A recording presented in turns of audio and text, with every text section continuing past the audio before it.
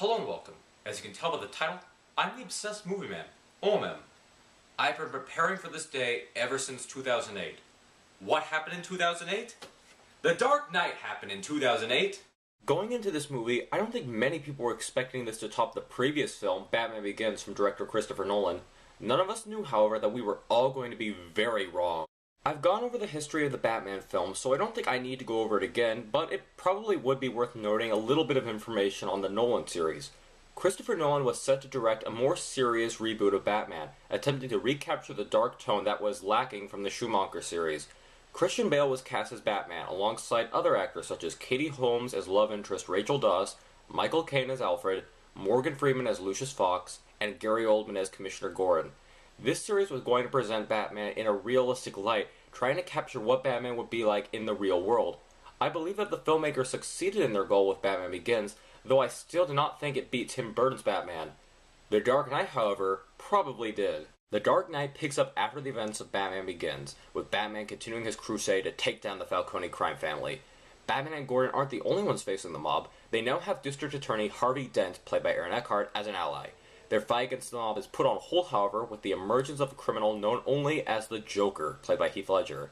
The Joker aims to rain chaos upon Gotham City, and it is up to Batman to take him down.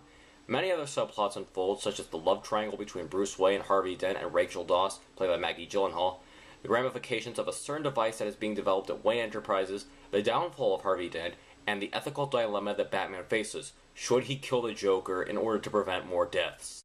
We'll talk about the acting first. Christian Bale does a fantastic job as Bruce Wayne and a pretty good job as Batman. Bale still plays a man who has been tortured all his life and feels that he needs to carry a heavy burden upon his shoulders.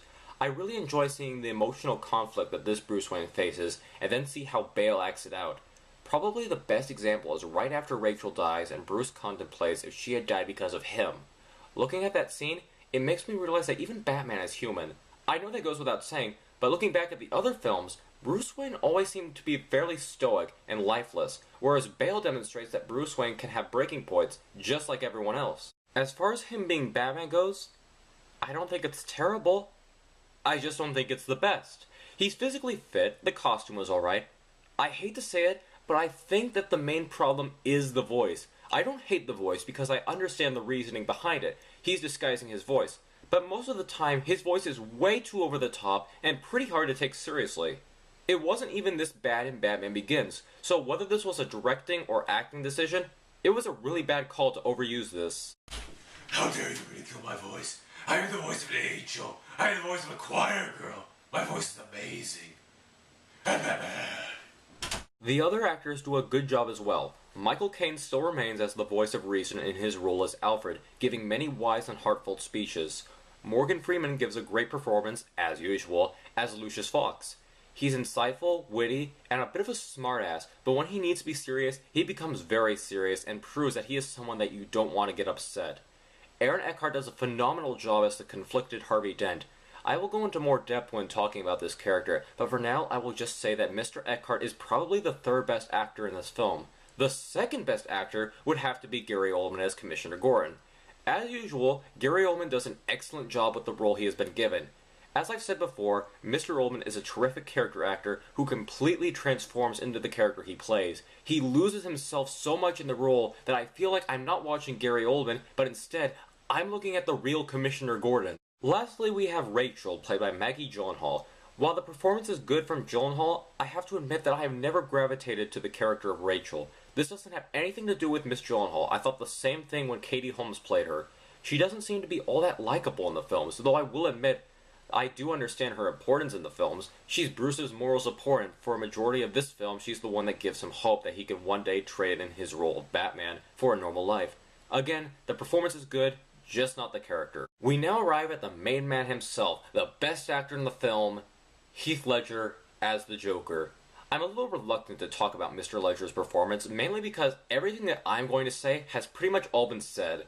However, I think it would be unjust if I did this review and not discuss this magnificent character. First of all, on a small note, Ledger's posture fits this version of the Joker perfectly. He's hunched over a lot in this film like a predator about to pounce on a potential victim. The way he moves, his facial features, all the small things he does, it all makes sense. you can totally believe that this character would be doing things like that. A lot of this stems from the fact that Ledger improvised a number of his things in the film. When he's skipping towards Batman, or applying to Commissioner Gordon, or how he stays in character when the hospital initially fails to detonate, all of that was improvised. Like all the characters in the Nolan Batman franchise, the Joker is portrayed in a realistic light. He is more like a terrorist than as the goofy yet creepy criminal of the comics. Instead of him having a permanent smile, he has a Glasgow smile, which is ironic because the inspiration for the original Joker, The Man Who Laughs, featured a man who also had a Glasgow smile.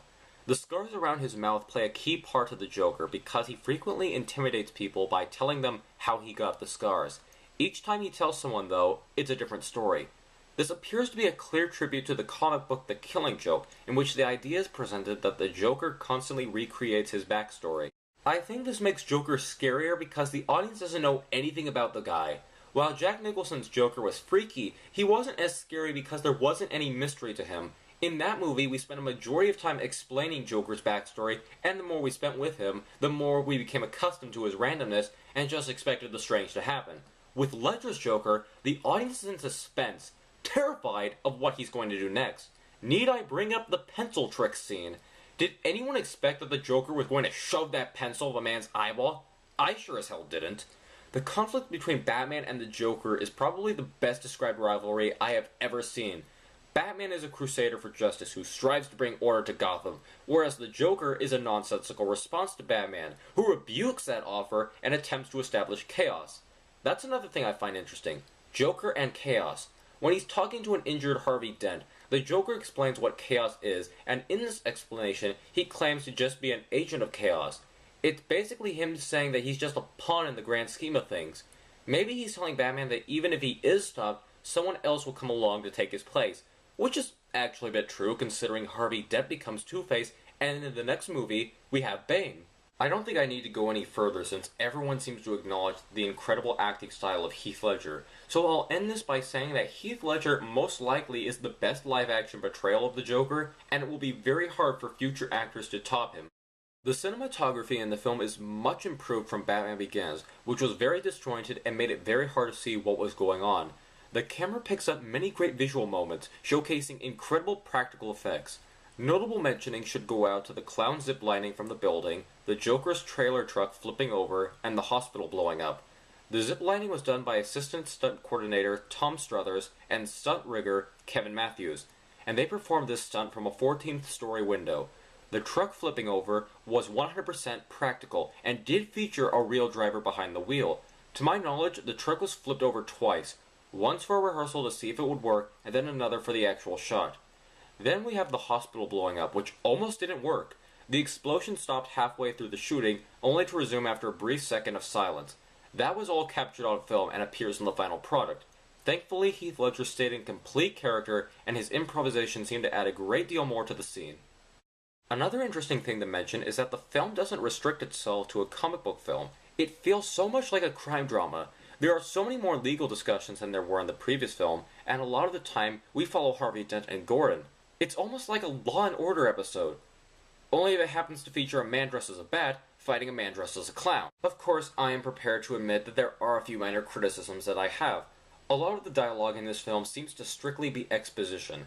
I understand that it's sometimes hard for casual viewers to understand what's going on in comic book films, but in this film, I don't think one scene goes by without someone explaining something. There's also a scene in the film that appears to be pretty pointless. A criminal accountant named Lau, played by Chin Han, escapes Gotham by relocating to Hong Kong so the Chinese won't extradite him. This causes Batman to chase after him and bring him back to Gotham. While there are some impressive shots of Batman flying around Hong Kong, I feel that this scene really added nothing. Yes, we are introduced to the new Wayne Tech gadget, which will come into play near the end of the film, but if you were going to introduce it, I think you could have figured out some other way to do it and cut the whole Hong Kong scene. The last thing I will talk about is the importance of Harvey Dent's role in the film. Why am I going to end the review there? Because I believe Harvey is the central character of this entire film. Granted, the film is called The Dark Knight, but a lot of the events that transpire in the film are mostly tactics aimed at affecting Harvey. He is perceived as Gotham's White Knight, one of the few citizens trying to bring back order to Gotham through the use of the law. Harvey is also a bit of a reflection of Bruce. Bruce and Harvey are both heroes, in their own way. Both are attempting to put an end to the mob in Gotham, and both have romantic feelings for Rachel. As the film continues, though, Harvey begins to slip into despair with the Joker's killings. When he learns that the Joker is going to target Rachel, he kidnaps one of the Joker's henchmen and threatens to kill him if he doesn't reveal where the Joker is. What's happening is that Harvey is realizing that the law and judicial system has no effect on this new breed of criminals, and the only way to get through to them is by showing them a taste of their own violent medicine. Batman is facing the same problem, but what's different between him and Harvey is that Batman is refusing to step down to the level of the criminals, but Harvey is about to make that step. In fact, Batman stops Harvey before he can continue to threaten the henchmen. The film goes on, and Harvey becomes Two-Face. The Joker escaped, Gordon has failed to save Rachel, everything that could go wrong for Harvey has gone completely wrong. He is a broken man, no longer possessing any hope in Gotham, the law, or even Batman. Once the Joker gets inside his head and tells him that he simply turned Harvey's plan on himself, Harvey falls under the belief that his way of thinking was faulty, and that everything that has happened to him was just chance, and that there is nothing he or anyone else can do to save the city. As Two-Face, Harvey goes on a vengeful rampage, leaving it up to chance on whether or not he should kill the people responsible for Rachel's death, among them being Gordon. The movie ends with the final confrontation between Batman, Harvey, and Gordon, the former allies.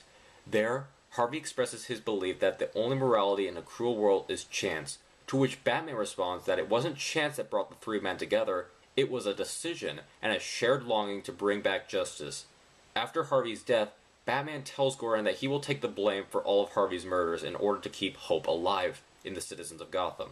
So the White Knight has fallen, and our Dark Knight has risen to take his place. The Dark Knight has proven to be one of the best comic book films ever made. Whether or not it's the best, that's up for debate. It can be acknowledged, however, that it contains terrific acting, impressive effects, and a very compelling story. Though it's not perfect, I'm not ashamed to admit that it's one of my favorite films of all time. I never get tired of watching it, and will probably watch it again very soon. I recommend this film for casual viewers, comic book fans, and for those who want to see a very thought-provoking film. The Dark Knight gets 5 out of 5. As well as it should get. Batman represents that glimmer of hope that exists in all of us. Alright, let's close this review out with a Christopher Nolan stylized monologue explaining how awesome Batman is. He is a reminder that while there is corruption and evil out there, we all have the power within ourselves to make the world a better place. It took one man to change the beliefs in the citizens of a crime-infested city and inspire them to go beyond what they are capable of. That's what makes this movie so good. It's the comic book movie we deserve, though it may not be the one we need right now, yet we continue to watch it.